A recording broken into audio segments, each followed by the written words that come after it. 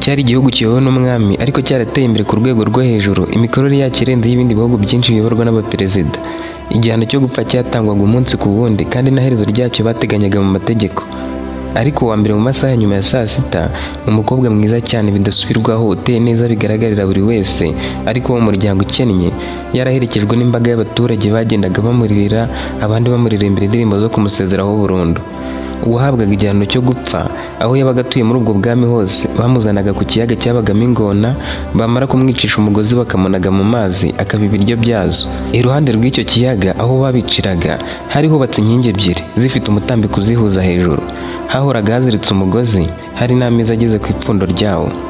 Burizaga umuntu kuri ayo meza bakamwambika umugozi mu ijosi, ameza yarahagazeho bakayakurura agahita anagana, mu minota mike akarasha, agata ibitabapfu agahwera, bakamukuramo bakamunaga mu kiyaga ingona zikamurya zishimye. Hari indirimbo baririmbiraga umuntu wese ugiye kwicwa muri ubwo buryo, ariko ntiyaririmbwaga na buri wese kuko hari ababaga bababajwe n'uwo muntu wabo uhawe igihano cy'urupfu kandi akicirwa ku mugaragaro. Keretse iyo yabaga ari umunyabyaha ruharwa yarazengereje mu bwami hose, nibwo baririmbaga iyo ndirimbo nta n'umwe uvuyemo. Hari aho bashyiraga izina bigaterwa n'uwo bagiye kwica. Kuri uwo mukobwa wo habuze uwaririmba, cyane ko ari we wenyine wari ugiye guhabwa igihano cy'urupfu kuri uwo munsi, kuko mu yindi minsi abicwaga babaga barenze umwe.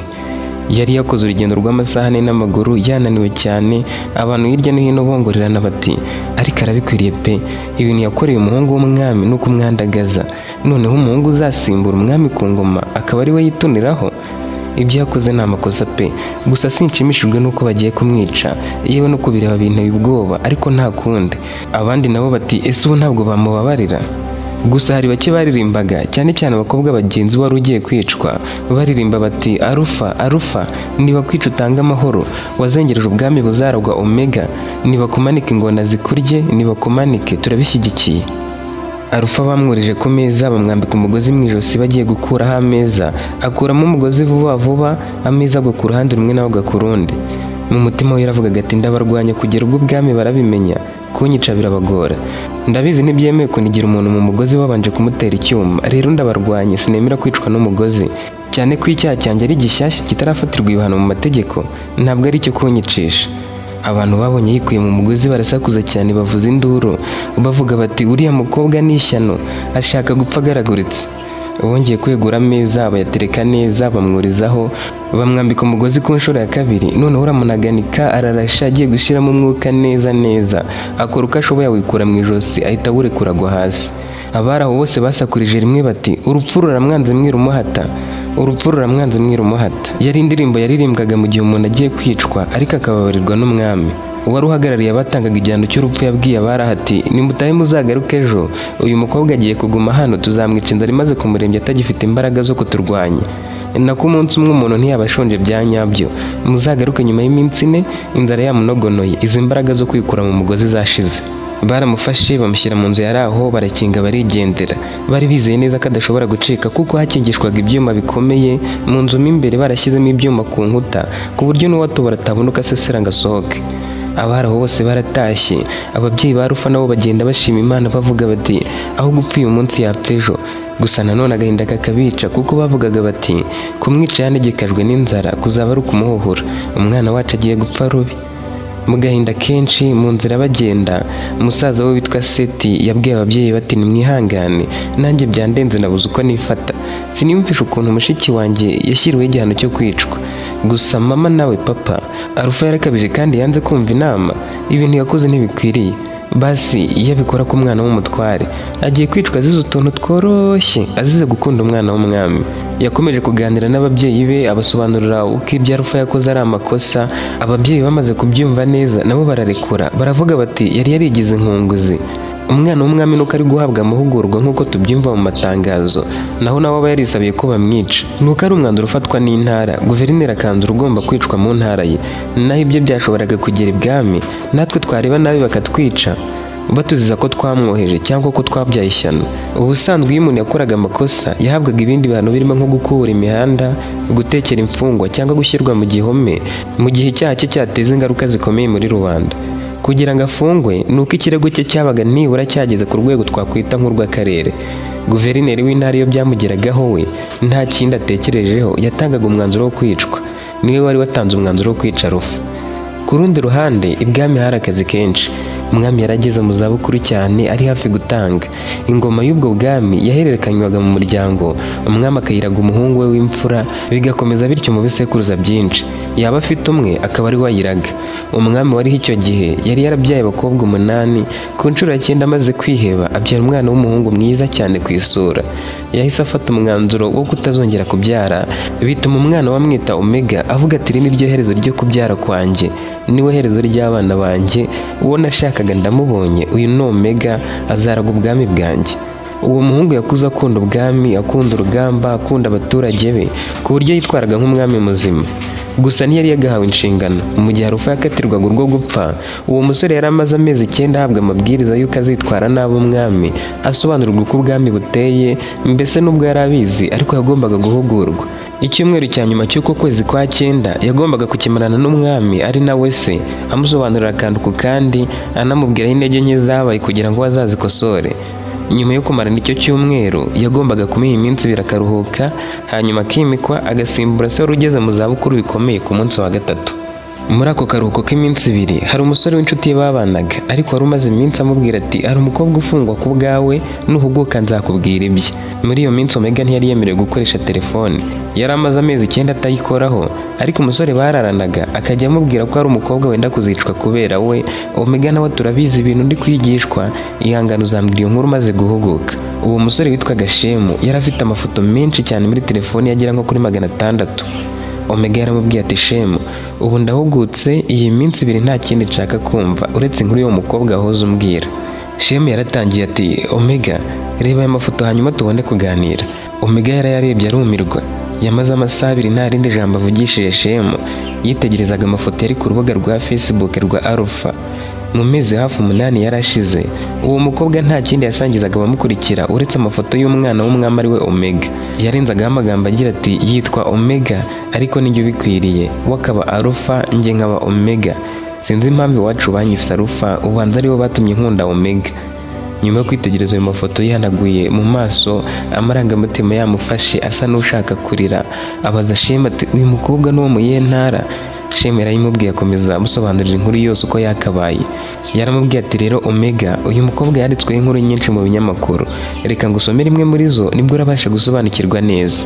Iyi imaze amezi menshi yanditswe. Iragira iti yafunzwe azira kwandagaza umwana w'umwami Omega. Umukobwa ukiri muto mu kigero cy'imyaka 22 yatawe muri yombi akurikiranyweho ibyaha birimo kwandagaza umwana w'umwami yifashishije imbuga nkoranyambaga. Kuva ku itariki ya 1 Gashyantare uyu mwaka, Arufa atangiye kujya afata amafoto y'umwana w'umwami akayashyira ku mbuga nkoranyambaga akoresha. Ikibazo si ugushyiraho amafoto y'umwana w'umwami, kuko n'abandi benshi babikora bamushimira, banamuha ikaze nk'ugiye kwima ingoma mu cyimbo cya se. Ikosa Arufa yakoze ni ryo kumwita umugabo we w'ahazaza ku karubanda, akarenzaho amagambo agira ati nzaba Arufa abe Omega, nabyemera tugurane mbe Omega abe Arufa, kuko ari umwana w'umwami nkaba umubatinde. Ayo magambo n'ayo mafoto byakwirakwiye ahantu hose, bigera ku muyobozi w'agace atuyemo, amugira inama yo kubireka. Arufa aramusuzugura, amubwira ko urukundo akunda umwana w'umwami kuva yamubona aza gusura abaturage bo muri ako gace atabasha kurwikuramo. Yahawe ibihano bitandukanye birimo kumara ukwezi atekera imfungwa. Gusa niko yakomezaga gukora ayo makosa yo gukoresha amafoto y'umwana w'umwami uko yiboneye. Kubera ko yakomeje gukora icyo cyaha kandi akiri mu bihano, ubuyobozi bwisumbuye bwafashe umwanzuro wo kumushyira mu gihome mu gihe cy'amezi 3. Shemu yarangije gusoma abwira Omega ati umbabarire numvugiremo inkuru itarangiye. Uyu mukobwa yafunzwe amezi 3, agifungurwa aza yasaze. Nibwo yatangiye gukora amafoto wabonye muri kumwe. Njye sinzi gusobanura ibintu, reka ngusomere inkuru yo mu kinyamakuru nanone yavuze ku by'ikindi gihano yagombaga guhabwa. Yiragira iti nyuma y'ukwezi Arufa avuye mu gihome yakatiwe igihano cy'urupfu na guverineri w'intara. Omega cyumva umutwe w'inkuru yateye hejuru ati wambujije kuguca mu ijambo, ariko ntumbwire ko uwo mukobwa yishwe. Nahereye kare mwitegereza cyane, nabonye ari mwiza ndetse nanamukunze. Nabonye ukuntu yegeranyije amafoto yacu mbona ari byiza, ikindi biriya bintu yabikoranye ubuhanga. Ntumbwire ko icyo gihano cyatanzwe, ntumbwire ko uwo mukobwa wankunze bigizaho yishwe ntaramubona ngo mubwire icyo mbitekerezaho. Shemu yakomeje kumusomera asa nk'utumvise ibyo yamubwiraga byose ati Guverineri yafashe umwanzuro w'uko Alpha ukomeje kwandagaza umwana w'umwami ahabwa igihano cy'urupfu mu gihe kitarenze icyumweru. Ni nyuma y'amezi 4, ni ukuvuga ukwezi kumwe kwari gushize nyuma yo kumara amezi 3 mu gihome ku cyaha yahamijwe n'inkiko cyo kwandagaza umwana w'umwami ari nawe uzaragwa ingoma ya se, akavuga ko amukunda, ko bazabana kandi ari uwo mu muryango utazwi ndetse usuzuguritse. Yateye benshi kubona umwana w'umwami mu ishusho mbi, batekereza uko byaba bigayitse umwana w'umwami ukwiriye gushaka mu bundi bwami yakundanye n'umwana w'umukobwa warezwe n'umwanda. Kugira ngo bidatera urujijo mu baturage, guverineri yasobanuye icyatumye Alpha akatirwa urwo gupfa, agira ati impamvu agomba gupfa ni uko ari intumva. Twaramuburiye tumubuza kwandagaza umwana w'umwami amwita umugabo we w'ahazaza, tumubuza kwiyita umwamikazi w'ubu bwami w'ahazaza, arenga harabikomeza. Akomeza gushyira amafoto ya Omega kuri Facebook n'ahandi avuga ko bazabana n'ibindi. Ibyo twarabyihanganiye nk'ubuyobozi bwo mu nzego zitandukanye, ahabwa ibihano biciriritse ariko nabwo yanga kumva. Aho afunguriwe yatangiye gukora ibyo mwita kweditinga, ahuza amafoto ye n'aya Omega nk'aho bari kumwe, yewe akanamwitereka mu gituza, yarangiza akabipostinga avuga ati murabona uko mberanye na Omega, tuzaba Omega na Alpha umwamikazi n'umwami, cyangwa tube Alpha na Omega umwami n'umwamikazi w'ubu bwami mu minsi iri imbere. Icyo yakoze tugafata umwanzuro tudatindiganyije ni amashusho yashyize hanze. Nibyo azi gukoresha ikoranabuhanga ariko yakoresheje ubwenge bwe mu bimurimbuza. Yakoze akavideo yeditinga ifoto ye n'iya Omega, arayahoberanya arenzaho amagambo agira ati uko niko nzajya mwakira avuye mu nshingano za cyami. Mutekereze umwana w'umwami cyangwa umwami ubwo abonye ayo mashusho. Uwo mukobwa twamutegetse kuyasiba aranga, ahitamo kujugunya telefoni ye, atwereka ko adusuzuguye cyane. Kugera ubwo abatwari b'ibwami bayabonye bakavuga ko niba mfite umuntu nk'uwo mu ntara yanjye kandi nkaba ntagira icyo nkora mu maguru mashya, nanjye nzabihanirwa. Mwihangana urupfu rwe ruzababaza, ariko nta wundi mwanzuro twafata utari uwo kumwica. Shemu yakomeje gusoma inkuru agira ati uyu mukobwa yakoze byinshi byo kwandagaza umwana w'umwami, aho yanditse ati wampa nkagusoma, nkaguhobera, nkakubwira ko ngukunda turebana mu maso, nawe ugahwera ukambwira ko unkunda. Icyo gihe nibwo nakwemerera urupfu kuntwara. Nanone yigeze kwandika ati naraye murose kandi njye nizerera mu nzozi. Umwana w'umwami arankunda nanjye ndamukunda, imyuka yacu irakundana, niduhura nk'uko nabirose muzitegura ubukwe vuba no kumbona mba umwamikazi wanyu. Umunsi wo kwicwa ni kuwa mbere utaha, ubarindishijwe ingabo z'igihugu kugira ngo adacika kandi nacika umuryango we wose, kuva kuri sekuruza kugeza ku buvivi bwe mu bafitanye isano na Alpha bazamanika bagaburirwa ingona. Omega yararize aramubwira ati Shemu urekeraho gusoma iyo nkuru, kuwa mbere harageze harenzeho umunsi, umukobwa yarishwe, kuki utabimbwiye? Icyaha yakoze ni ikihe? Iyo ntara yose nzayimanika, uwaba waragize uruhare mu iyicwa rye wese azamanikwa kugera ku mwanditsi w'iyi nkuru. Shemu yamuciye mu ijambo aramubwira ati tuza Omega, wibuke ko uri umwami, turi kuwa kabiri, ndumva n'iminsi yagucanze, umukobwa ntabwo yishwe. Omega yishimye ati uvuze ukuri, ntabwo yishwe. Shemu yakomeje kumubwira ati reka ngusomere inkuru ya nyuma, ibindi urashaka nawe ubimbaze. Inkuru ya vuba igira iti Alpha yikuye mu mugozi w'ubugira kabiri, urupfu rwe rwemererwa ku wundi munsi. Alpha wari umaze gukatirwa urwo gupfa yikuye mu mugozi w'ubugira kabiri, bituma ahabwa indi minsi kugira ngo imbaraga zo kurwanya abamumanika zibanze zishire. Iyo biba byemeye ko yicishwa inkota niba yakoreshejwe, ariko ubutaha ntazagorana kuko azaba ashonje. Kuri uyu wa mbere ubwo bamanikaga Alpha, inshuro 2 yakoze uko ashoboye abasha kwikora mu mugozi. Kubera iyo mpamvu yahawe iminsi niyo kuba ategereje, akayimara atarya atanywa kandi atava aho afungiwe. Namara gushiramo imbaraga azamanikwa ku ituze ryinshi. Gusa umunsi wo kumwica wahuriranye n'iminsi yo kwimikwa kwa Omega, bityo tuzamara indi minsi 2 nyuma y'iyo mihango. Azaba amaze hafi iminsi 6 atarya atanywa, n'aba akiri hazamanikwa mu mahoro kandi n'aba yarapfuye bizumvikana, azahabwa ingona icyo gihe. Omega yaramubwiye ati mbere yo kugira icyo mvuga, shaka amakuru yose arambuye, ukurikirana ikibazo cy'uwo mukobwa, ugerageze ushake uko iyo minsi yayimara arya kandi anywa. Sinzi uko uzabikora, ariko nutuma yicwa n'inzara nzakwica ari wowe. Icyo nzakora ni ukumutabara ku munsi we wo kwicwa, ntabwo agomba gupfa habe namba. Mu makuru ukusanya uhere ku mazina y'abamushyize mu mugozi, abayobozi bose bamushinja ibyaha, abahagarariye inzu y'igihome yafungiwemo n'abandi bayobozi bose kugera kuri guverineri. Omega ntiyari yemerewe namba kuva aho mu rugo atarahabwa ubwami. Gusa Shemu wari inshuti ye babana bahorana, nawe ari umwana w'umutware ukomeye, yari yemerewe kujya ahashaka. Icyatumaga abana na Omega nuko yari azi kurwanira ahantu hose, haba mu mazi, mu kirere no ku butaka. Ari umusore uzi gutata bikomeye kandi azi indimi nyinshi. Omega yagiye mu cyumba cye ku nshuro ye ya mbere ararira. Yumvaga yajya kuri icyo kiyaga akabohoza uwo mukobwa, ariko ntiyarabyemerewe kuko mu munsi umwe n'igice yagombaga kuba umwami. Yongeye kureba ayo mafoto Alpha yahuje abona ari meza cyane, akavuga ati ndabona tuberanye. Uyu mukobwa ni mwiza, turaberanye, nta wundi nshaka utari we. Nibishaka bizabe bitemewe ko mbana nawe, n'ubwami nzabureka mushake. Gusa ubwo nzaba nabuhawe, nzaba nemerewe gushaka uwo nkunze. Nagize amahirwe papa ntiyanshakira uwo tuzabana nk'uko kera byagendaga. Byaramurenze, akomeza gukururwa n'ubwiza bwa Alpha, yumva yifuje cyane kumubona. Yatekereje ku byo yakoze byatumye akatirwa urwo gupfa, yumva nta cyaha kirimo, akumva ari akagambane n'akarengane gusa. Iryo joro Shemu ntiyigeze agaruka, yahise ajya gushaka uko yagaburira Alpha, ntamuvana aho yari afungiwe, ariko akaba yizeye ko yariye, yakenera amazi akayabona. Nka saa 8 z'ijoro Shemu yamugezeho, akomanga ku muryango, amurikamo igitoroshi, abona Alpha aryamye ariko atasinziriye. Alpha yaregutse amureba mu maso, barayahuza. Shemu atungurwa no kubona umukobwa ari mwiza bidasanzwe, ateye nk'umukobwa Omega yamubwiraga ko yifuza. Yari ateye neza, bimwe bita gutera nk'igisabo. Amahirwe ya Shemu ni uko aho hantu hatarindwaga.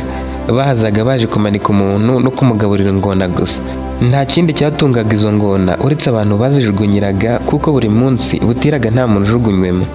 Shemu yaramuhamagaye aramubwira ati Alpha, humura uzabaho, nta muntu uzakwica kandi inzozi zawe zizaba impamo. Yaramwunamiye aramubwira ati mabuja, akiriye umugati unywe n'amazi. Nzajya nza kugusura buri joro kandi nzakuzanira imyenda yo kurara mutazicwa n'imbeho. Muri iyi minsi nta muntu uri kwicwa kuko Omega yenda kwimikwa. Birumvikana ko nta muntu uzigera agera hano mbere yaho. Ubwo rero utuze kugera ku munsi nyirizina, uzibonera ibitangaza. Yanyujuje umugati mu rugi, dore ko byari ibyuma birimo utwanya duto duto. Alpha agiye kuvuga, Shemu ahita agenda atumvise ijambo rye na rimwe. Omega we yari asigaye arira, agahinda kamwishe. Yaravugaga ati sinjye uzarota umunsi wo kunyimika urangiye, ngahita nkora amateka atarigeze akorwa muri ubu bwami kuva bwabaho. Umunsi wo kwimika warageze, Omega agirwa umwami. Guhera uwo mwanya atangira inshingano. Mu gihugu hose hiriwe ibirori, kandi kuri uwo munsi nta muntu wari wemerewe kugira icyo akora, kuko ari umunsi w'ikiruhuko ku bakozi bose. Ari umunsi wo kwishimira no kwakira umwami mushya, ndetse banashimira uwari uriho. Yari akiriho, ntiyari yagashizemo umwuka, ibyo bita gutanga, ariko yari ageze aho gukorerwa ikintu cyose. Umunsi wo kwica Alpha hamwe n'abandi bari bahawe ibihano byo muri iyo minsi, ariko bakaba barasaga n'abahawe akaruhuko kugira ngo umwami mushya abanze yimikwe, babazaniye rimwe. Bari abagabo 6 n'abakobwa 3. Babonye kubica umwe biragorana, biyemeza kumanika undi mugozi ngo bajye bamanika 2 icyarimwe. Bafunguye inzu ngo barebe ko Alpha akiri muzima. Mu gufungura urugi rusa n'urwanze gukinguka neza. Batunguwe no kubona Alpha bibwiraga ko yamaze gushiramo umwuka, ko yamaze gupfa, ari buje kubafasha gukingura. Babanje kugwa hasi kubera ubwoba, bazi ko ari umuzimu ukinguye. Yarakinguye asubira aho yarari, binjiye basanga iyo minsi yose ayimaze arya, anywa kandi aryama ahantu heza. Yari afite amashuka meza yisasiraga niyo yiyorosaga, asa n'uri mu rugo rw'abakire. Yari afite imbaraga, afite akanyamuneza mu maso. Wari uyoboye abamanikaga abanyabyaha yumva agizemo ubwoba. Yaravuze ati uyu mukobwa mube muretse kumwica. Gusa aratuma umuryango we, se na nyina, nyirasenge, bakuru be, basaza be, barumuna be, abishywa be n'abandi bose bafite aho bahuriye nawe mu buryo bw'isano bicwa. Sabo gusa kuko n'abantu bigeze kuba inshuti ze bose bagomba kumanikwa, baba bo bashwanye nabo bari bakivugana kugeza amaginga ye. Haramanikwa kandi umuntu wese w'inshuti ye ku mbuga nkoranyambaga, uwo baba barandikiranye wese wo mu gace avukamo. Impamvu nta yindi nuko basuzuguye igihugu cyose, umuntu wakatiwe urwo gupfa bakamugaburira kandi bakamuha ibyo kuraraho. Ese muzi ko kuvuga ngo azabana n'umwana w'umwami bikubiyemo ibyaha byinshi? Yashoboraga kurogesha umwana w'umwami akamukunda, bakabana kubera uburozi. Kandi murabizi abarozi bakora byinshi bibi. Abapfumu bareze mu isi yose. Mwe mutekereza ko ari izihe nzira byari kunyuramo ngo umutindi nk'uyu abe umwamikazi? Kahubwo iyo mpamvu iratuma umuntu wese ukekwaho kuroga n'ubupfumu nawe aricwa. Abo bari kumufasha kwesa agahigo ko kwigarurira umwana w'umwami no kubona umwami. Murumva ko icyo cyaha gikomeye cyo gushaka gucurika umwami umutima? Abari aho bateye imvururu, buri wese atangira kuvuga ati yicwe wenyine, abandi bati sinjye wamugemuriye, mwica wamugemuriye wenyine. Uwo muyobozi yarabyumvise atanga itegeko rigira riti tugiye kumanika aba mbere 9, uyu mukobwa n'uwamugemuriye baramanikwa bwa nyuma. Turangize kubamanika, uwamugemuriye yigaragaje. Bitabaye ibyo turamanika abo twavuze bose, abafite icyo bahuriyeho nawe bose turabamanika. Induru zabaye nyinshi, guverineri ahita ahagera baraceceka. Icyari kimuzanye ko ari kureba uwo mukobwa witwa Alpha wigize akaraho kajyahe. Ababyeyi ba Arufa aho bari bahagaze, abantu batangiye kubakubita inshyi muri urwo ruvunge bababwira bati nimuvugwa muzaniraga ibiryo, nta wundi utari mwebwe mushaka ko abantu bashira bicwa, nta n'isoni. Bakomeje guteza akavuyo, abashinzwe umutekano babiraramo bakubita basakuzaga, abandi babibonye baraceceka. Bamaritse umuntu wa mbere arapfa, bamunaga mu mazi, babikora ku wa kabiri, bamanika uwa gatatu, babikora ku wa kane kugera ku wa nyuma. Arufa yarahagaze iruhande rwabo areba uko bicwaga. Mu mutima we yaravugaga ati iki gihano bazagikuyeho koko, ubu nta bumuntu burimo, aya mategeko yo kwica abantu babamanitse bazayakureho. Mbere yo kumanikwa ngomba kubibabwira mu ijwi riranguruye. Yaribazaga nanone ati ese umuntu nzanira ibyo kurya nijoro ninde? Arihe ko yansezeranyije ko ntazicwa nkaba ngiye kumanikwa? Arihe ko abo mu muryango wanjye bagiye kwicwa bose? Kuki yambeshye? Amarira yatangiye kumanuka, atangira gutekereza kuri mama we, papa we na musaza we yakundaga cyane bari bagiye kwicwa bazira ubusa. Atekereza no ku bandi bantu bose nabo bari bagiye kwicwa bazira ubusa. Araturika ararira, bose barahindukira baramureba. Yarababwiye ati mu muryango wanjye nta muntu n'umwe wigeze anzanira ibyo kurya, nanjye sinzi uwabinzaniye uwo ari we kuko yanze kunyibwira. Uwari umwegereye amukubise urushyi aramubwira ati ceceka, nta mupfu wo kuvuga mu bantu, witeze ibindi bibazo hano. Uwari uyoboye ibyo bikorwa byo guhana abo bantu bose muri ubwo buryo yaranguriye mu ijwi ryo hejuru ati mbahaye iminota 10 mube mwishakamo umuntu wamuzaniraga ibyo kurya, nabura turamanika abo muryango we bose. Guverineri nawe yagaragaje ko uwo mwanzuro awushyigikiye. Ababyeyi ba Arufa na musaza we ndetse n'abandi bantu bavukana bari aho batangiye kurira, basengera mu mutima bavuga bati Mana dukize irya none. Agahinda ko kubura Arufa nako ntikari koroshye, kukakira byari kuzatugora, none birangiye natwe tugiye kwicwa. Mana ni ukuri dutabare. Papa we yumvaga avumye Arufa mu mutima, wavuga ati ntibyari icyishe, iyi nda yamubyaye ivamo, nari kuzaramba ngasaza nk'abandi, none mpfuye n'uruhara rutaraza ntaramera imvi kubera umwana wanjye wigize ishyano agakunda umwana w'umwami akamwandagaza. Muri uwo mwanya ingabo zari ziturutse ibwami ziri kumwe n'umwami mushya zari zikataje ziza zigana aho hantu hatangirwaga igihano cyo gupfa. Zari ziyobowe na Shemu, umwami nawe arinzwe bikomeye, imodoka ze zihutaga ku muvuduko uri hejuru. Umwami ubwe yandikiye guverineri ati ndi mu nzira, uwo mukobwa napfa mwese murapfa, umugozi mwamumanikishije mwese murawumanikishwa.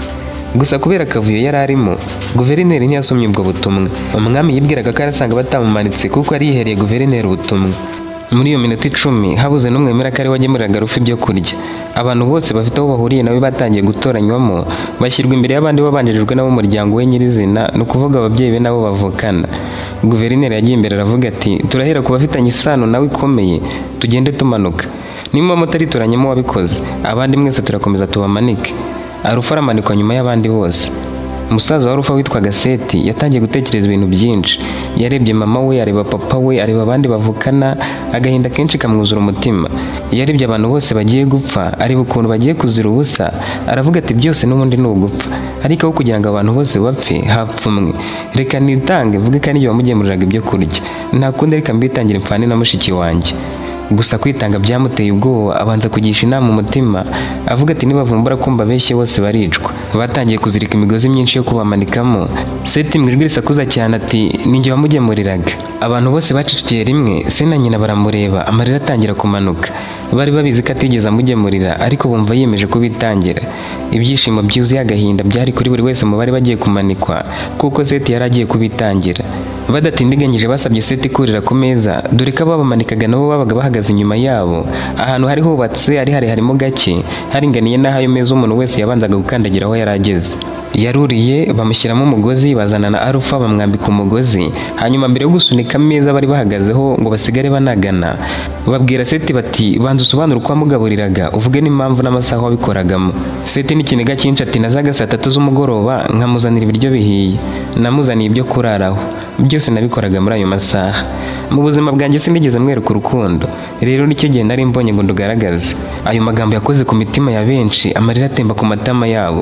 Arufa nawe ntiyarazi umuntu wamugemuriraga, ariko yabonye Seti avuze ko ari we wabikoze, arashidikanya. Umuntu wamuzaniraga ibyo kurya ntiyazanaga ibiryo bihiye, ahubwo yazanaga umugati n'amazi. Ikindi yarangizaga kubimuha akamwunamira. Yongeye kurira, amarira atemba ku matama ye, aravuga ati ntako ntagize, urwo nakunze umwana w'umwami rutumye musaza wanjye w'inzirakarengane yicwa. Seti yakomeje kuvuga ukuntu yazaniraga ibyo kurya Arufa, gusa ibyo yavugaga ntibihuze n'ukuri, kuko Arufa yari abizi ko abimuzaniraga yabizanaga saa 8 aho kuba saa 3 z'ijoro, ariko Arufa niwe wari ubizi gusa kandi ntiyari kuvuga ko Seti ari kubeshya. Seti agikomeje kuvuga ibyo, imodoka zari zitwaye umwami n'abari bamuherekeje zahageze zirimo amajwi asakuza cyane muri radiyo zo mu modoka avuga ko uwica umwami kazaramanikwa nawe. Abantu barahindukiye babona izo modoka ari zitwara umwami bashya ubwoba, bumvise ayo majwi bamwe bagwa igihumura. Guverineri yahiye ubwoba nawe akora telefoni mu mufuka asanga umwami mushya ari we Omega yamwandikiye ati ndi mu nzira, uwo mukobwa napfa mwese murapfa, umugozi muramumanikisha mwese muramumanikishwa. Guverineri yahiye ubwoba agiye kubwira abari bari kumanika abanyabyango Arufa na Seti babakure mu mugozi, abona ingabo zabuzuyemo kare. Bahise bamufata bafata n'abandi bayobozi bose barababaza bati uyu mukobwa arazira iki. Guverineri yasobanuye ibyo azira byose, baramubaza bati byanditseho ko wakoze icyo cyaha ahabwa igihano cy'urupfu? Ninde wababwiye ngo mwishyirireho amategeko mashya? Hari imodoka yari iraho izengurutswe n'ingabo zikomeye, hanyuma asohokamo umwe araza areba Arufa na Seti muri uwo mugozi asubira mu modoka. Yarongera aragaruka arabaza ati uriya musore ninde, wari kuzira iki? Guverineri yasobanuye impamvu maze Shema aratangara aravuga ati nyagasani mwami, sohoka mu modoka urebe intwari iruta izindi mu gihugu. Guverineri yasobanuye impamvu maze Shema aratangara aravuga ati nyagasani mwami, sohoka mu modoka urebe intwari iruta izindi muri iki gihugu. Abantu baraho barikanze cyane ubwoba burabataha, babonaga imodoka ari ziherekeza umwami ariko ntibibwiraga ko nawe yaba yaje. Yasohotsemo yambaye imyambaro ya cyami, abantu barakangarana, ingabo ziramuherekeza yerekeza imbere ya meza Arufa na Seti bari bahagazeho. Umwami Omega yarebye Arufa amwegereye, atungurwa no kubona ukuntu ari mwiza kuruta ku mafoto. Nta jambo na rimwe aravuga, yaratekereje ati umukobwa mwiza atya niwe bansobanuriye, niwe uvuka mu muryango ukennye kuriya, niwe usa atya nyuma y'iminsi myinshi azi ko agiye kwicwa. Kuki ubwiza bwe butamushizeho kubera imihangayiko? Ubundi kuki yankunze kugera aho yemera kumfira? Yamaze kubitekereza abwira Shema ati ngaho mbwira icyo wari ugiye kumbwira. Shema ati nyagasani, uyu musore bamaze kumbwira ko avukana na Arufa. Yitangiye abantu bose bari bagiye kumanikwa bazira ko habuze uwigaragaza ngo avuge ko ari wamuzaniraga ibyo kurya. Natunguwe no kumva Seti yavuze ko ari we wabizanaga, none yiyemeje gupfa azira ibyo njye ubwanjye nakoraga. Abantu baratangaye batega amatwi neza, ntibari bazi ko umwami mushya yarazi ibyo bintu byose byabaye kuri Arufa, uko yafunzwe, uko yamanitswe n'uko yikuye mu mugozi kabiri. Shema ati mwami, urabizi buri gihe nabaga nje kureba uyu mukobwa wanegekaga kumwunamira nk'uko mbikora kuri wowe. Uyu musore utaruzi ibihabera buri saa 8 z'ijoro nje kumureba, yitanze avuga ko ari we, ni intwari ikomeye. Omega yaramushimiye ahita atera intambwe akura umugozi mu ijosi rya Seti musaza wa Arufa, aravuga ati uyu mukobwa icyo azira murakizi mwese. Narabibonye, yazize ko yakunze umwana w'umwami wamaze kuba umwami.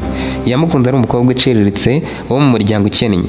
Yanyise umugabo we yiyita umwamikazi, yiyita mama w'ibikomangoma n'ibikomangomakazi, bifatwa nko kwandagaza umuryango wa cyami. Niba ari byo rero ko ibyo yakoze byo gukunda umwana w'umwami wamaze kuba umwami ari icyaha, no kuba njye Omega naramukunze nkibona amafoto yegeranyije kandi ndi umwami, nimuze munyice. Ubwo se niba atemerewe kunkunda njye ndabyemerewe? Nimusunike amezi wikundanye bijyane kuko twese twakoze amahano.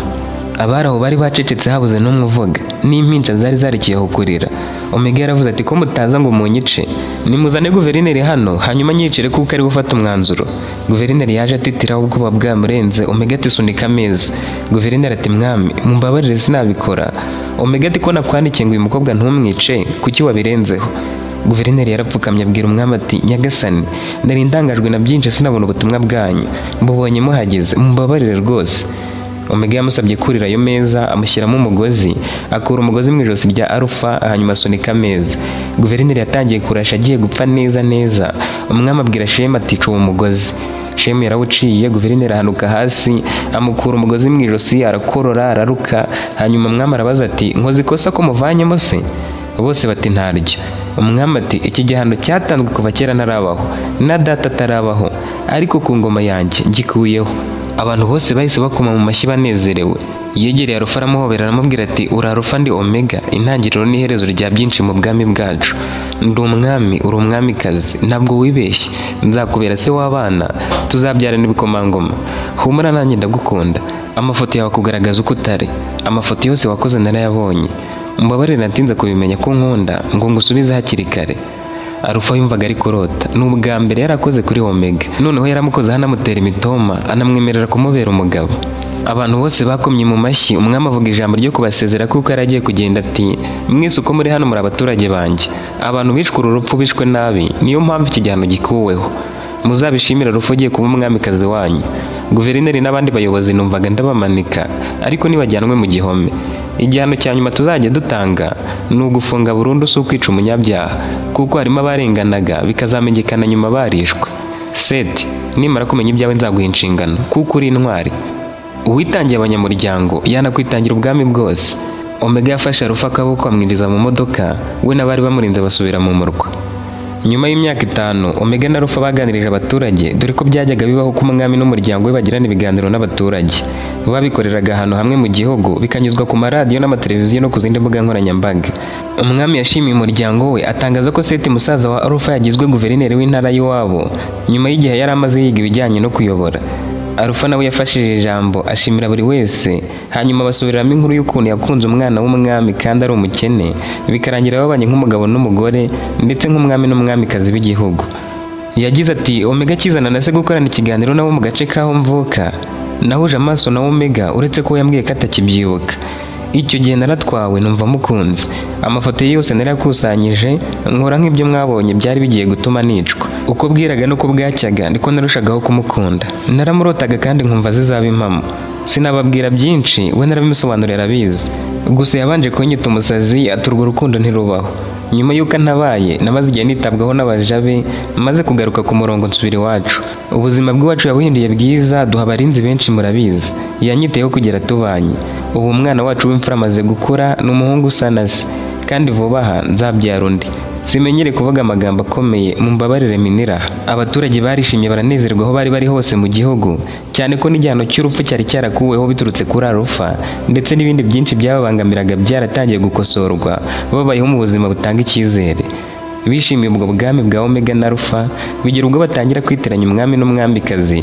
Rimwe na rimwe umwami bakamwita Rufa, umwamikazi bakamwita Omega, kandi umwami ari Omega, umugore we akaba Rufa. Ndagushimiye aho tugeranye ku musozo w'inkuru ya Rufa, umukobwa wakunze umwana w'umwami waje guhinduka umwami ariwe Omega, bikarangira babanye inzozi ze zibaye impamo. Niba wayikunze ntugende udasize igitekerezo cyawe, kandi niba ari ubwa mbere ukaba utarakora handitse subscribe, ntugende utahakoze. Naho mu nkuru itaha ntizagucike.